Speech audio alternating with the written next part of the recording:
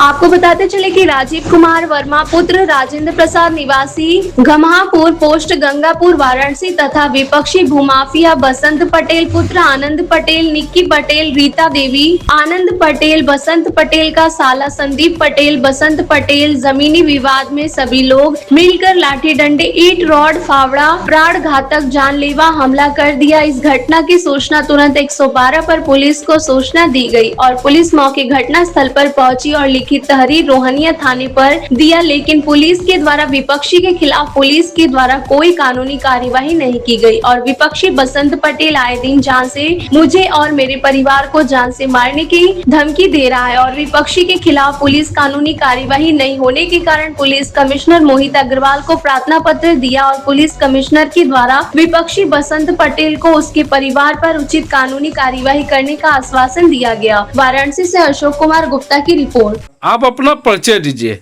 मेरा नाम राजीव कुमार वर्मा, कहाँ के रहने वाले हैं? ग्राम घमापुर। क्या मामला है, घटना के बारे में बताइए।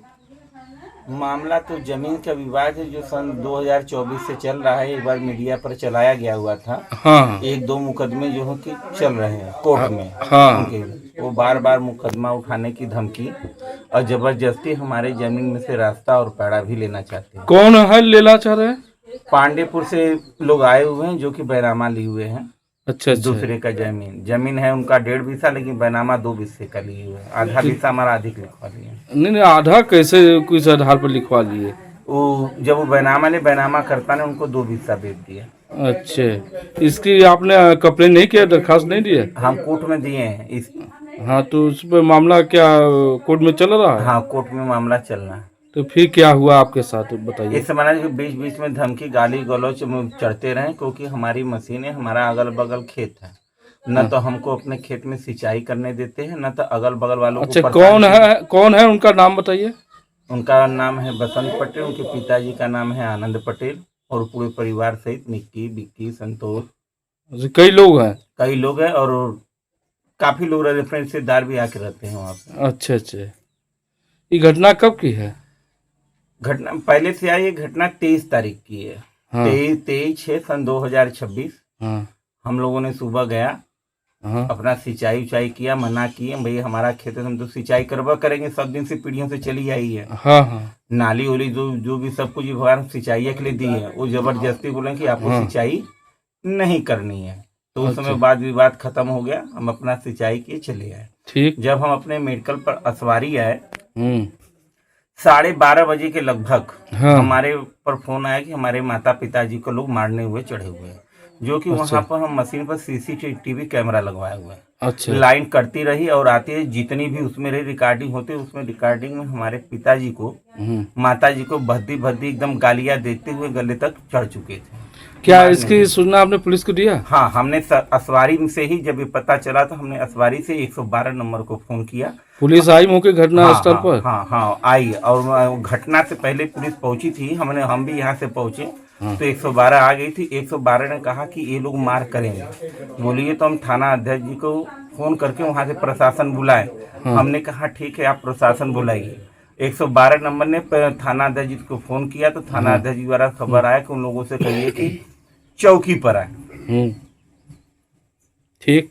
और जैसे ही 112 नंबर वहां से जाती कि आप लोग चौकी पर आइए, हम भी वहां से अपना बनाते कि चौकी पर चले, लेकिन चारों तरफ से सब घेर के रखे हुए थे। अच्छा। पहले से ही। और गांव के जो अगल बगल के साथी थे दूर से फिर हमें कह दिए कि आगे आप मत जाइए, क्योंकि आपको कैमरा नहीं लगा है, आगे आपको मारने का प्लान जबरदस्त है। मतलब साजिश रची गई है? रची गई, बहुत पहले से चला था, लेकिन उनको कामयाबी कभी नहीं मिली। हाँ। लेकिन ये लोग जान से ही मारने पर तुले हुए थे कि सबसे पहले अगर डॉक्टर को ही मार दिया जाएगा तो ये कहानी सब मुकदमे की खत्म हो जाएगी, जो भी कुछ होगा ये जमीन जायदाद जो है हम ले लेंगे। ठीक। अच्छा, ये बताइए पुलिस द्वारा क्या कार्रवाई की गई आपके मुझे? देखिए, पुलिस द्वारा कार्रवाई के सीसी कैमरे में जब ये हुआ तब आगे से लोग हमको घेरे हुए थे, पीछे से घेरे हुए थे। तो हमने सबसे पहले जब लगा कि अब तो लड़ाई होना ही, 112 चली गई, हमने फिर फोन मिलाया। जब तक प्रशासन आती हमने अपना हेलमेट रखा कि अगर पहले गाड़ी अगर मार देंगे तो हमारी कुछ भी नहीं होगा और कैमरे में नहीं आएगा। जब हमने वहां से चला तो विपक्षी से एक हमारे पीछे आ रहा था वार करने, जो हमने उसको दौड़ा कर पकड़ने की कोशिश किया। जब उसको पकड़ने की कोशिश की तो हाथापाई मारने और चिल्लाने लगा।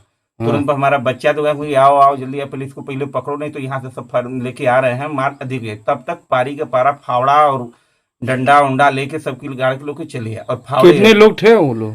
कम से कम उनके परिवार के से 5-6 लोग थे। अन्य व्यक्तियों को बुला कर जो बाहरी जो कि मार करते हुए जैसे ही थोड़ा सा कम होता है, शरीर से हमारे पत्नी से फट के ब्लड गिरने लगता है, लोग तुरंत फरसा फावड़ा दरे दरे फेंक के भागने लगते हैं। अच्छा ये बताइए, ठीक है, पुलिस उस पर क्या कार्रवाई की है? पुलिस द्वारा का आश्वासन दिया जा रहा है कि कह रहे हैं कि पहले आपने हाथ छोड़ा, हमके अपने जान माल रक्षा के लिए आदमी कौन नहीं बचना चाहेगा। हाँ। क्योंकि मौके पर भाई तो पुलिस है नहीं, क्योंकि आप चले गए सब कुछ के कुछ न कुछ तो हाँ भाई नहीं कि हमारे तरफ से नहीं हुआ भाई, वो लोग आएंगे तो हाथापाई होगा, कुछ अधिक या कम होते, लेकिन हमारे तरफ से कोई लाठी डंडा नहीं चला गया। और लाठी डंडा चला गया जब फरसा लेके फावड़ा लेके हमारे ऊपर वार किए हैं, तो हमारी पत्नी और हमारे पिताजी आए जो कि फरसा सीसी कैमरे में पास रखा, जो हमको लग गया फावड़ा से, सोचे कि भाई दूसरा फरसा है कि हम उठा के उसको फेंक दे कि इस फरसे से किसी को न लगे। तब तक विपक्षी गण उस फरसे को भी छीनकर हमारे ऊपर वार कर देते हैं। और पीछे से रीता देवी यानी बसंत की पत्नी जो है, डंडे में पहले से लगा के कील की तरह लगे रहे, जो कि हमारी पत्नी के ऊपर वार करते हैं जिससे फट जाए। जब हमारी पत्नी उनको पकड़ने की कोशिश करती है, उनके तरफ से जो अज्ञात व्यक्ति थे कुछ लोग जबरदस्ती इनका हाथ पकड़ के उसको बचाने का कार्य करते हैं। ठीक। अच्छा ये बताइए, पुलिस प्रशासन द्वारा क्या कार्रवाई की गई, उनके द्वारा क्या कुछ हुआ? तो फिर हमने 112 कुछ भी नहीं, हालात हमारे शरीर से इतने ब्लड निकल रहे थे कि चले जाएंगे, जो कि सरकारी सुविधा उस समय हमें उपलब्ध नहीं मिली। हम किसी तरह गंगापुर चौकी पर गए। गंगापुर चौकी पर से हमें फावड़ा सवार हुआ, तो लोग एप्लीकेशन लिखवाए। हमने पूरा फावड़ा से मारा गया, लोग डांटे डंडे से मारे, लेके लिखे। और लिखने के बाद पुलिस चौकी से हमें रोहनिया थाने भेजा गया। जब हमें रोहनिया थाने भेजा गया तो रोहनिया थाना जो प्रभावी थे बोले कि जब तक आप फावड़ा नहीं हटाएंगे तब तक हम आपकी कंप्लेन दर्ज नहीं करेंगे। हालात हम लोग की नाजुक होते हुए चली जा रही थी, ब्लड बंद नहीं हो रहा था। हाँ। अगर इसकी विश्वास न हो प्रशासन को, तो वहां पे लगे थाने पे सीसीटीवी कैमरे को चेक कर सकती है। ठीक। हमें कोई पूरी पुलिस प्रशासन के द्वारा आपकी तरफ पुलिस प्रशासन के द्वारा कुछ कार्रवाई की गई कि नहीं आपके पक्ष में? कोई कार्रवाई नहीं की गई है, क्योंकि हटा देंगे, बोले कि FIR हम दर्ज कर रहे हैं, जब तक विवेचक महाराज जाएंगे आपका देखेंगे तब आपका फावड़ा लिखा जाएगा। नहीं तो नहीं लेगा, क्योंकि विपक्षी नहीं फावड़े से आपको पर हमला किया गया। हाँ। क्यों नहीं लिखेंगे फावड़े से? हम बताने में थानाध्यक्ष बोले कि फावड़ा यहाँ से आपको हटाना होगा तभी हम लेंगे, नहीं तो हम नहीं लेंगे आपका। क्या ऐसा नहीं लगा कि मिले हुए हैं? हमको उस बात से लगा, लेकिन अपनी जान बचाने के लिए हमको मजबूरन एक काम करना पड़ा कि दूसरे से एप्लीकेशन सिर्फ हम साइन किए हैं उस पर कि किसी तरह हमारी पत्नी का जान बचे, कि हमारा ट्रीटमेंट जाके हो जाए। अच्छा, और कहाँ दिए दरखास्त हमने थाना के बाद SSP साहब को दिया, कमिश्नर SSP साहब के द्वारा क्या आश्वासन मिला, क्या है उनके तरफ? उनके द्वारा मिला कि आपका जो सत्य है उसकी कार्रवाई जरूर होगी, इन लोगों को गिरफ्तार किया जाएगा। अभी और उन्होंने लेके तो रोहनिया थाना अध्यक्ष जी को भेज दिया हुआ है। अब वहां से क्या कार्रवाई हो रही है इसके बारे में हमें कोई मालूम नहीं। अच्छा।